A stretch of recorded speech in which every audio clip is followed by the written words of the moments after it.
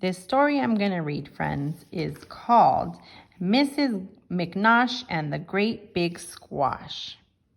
I have a few ideas of what this story might be about.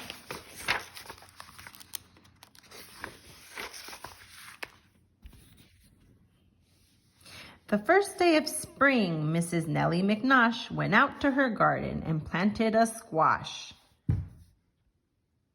I see the squash.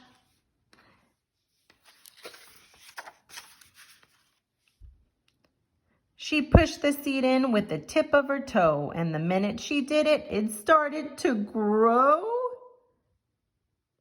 She looked surprised. At first, it was round and as big as a head. In fact, it looked just like the paper boy Fred. I see Fred. Do you see him? Then it turned yellow and bumpy and fat. It rolled from the garden and flattened the cat. Uh-oh, poor kitty.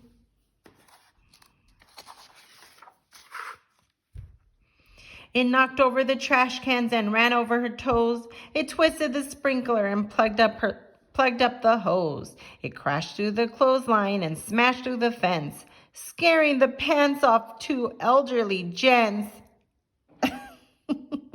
Do you see anything silly? I sure do.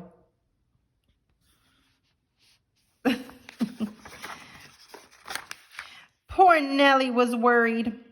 She said, "Oh my gosh, there's got to be some way to slow down this squash." She slapped it and scolded it, pinched it and kicked it. And then she took hold of its stem and she picked it. Yank! Now what do I do? Wondered Mrs. McNosh. I've got to find something to do with this squash. There isn't a place in the world it will fit. It's big as a house. Wait, said Nellie, that's it. And so by the light of a big yellow moon, she scooped and she scraped with the long-handled spoon. And when the sun rose, where was Mrs. McNosh? Before I turn the page, where do you think she went? I have an idea.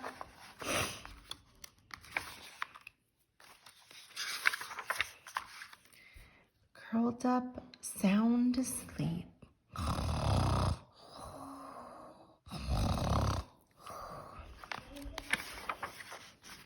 In her big yellow squash. The end. I like that story.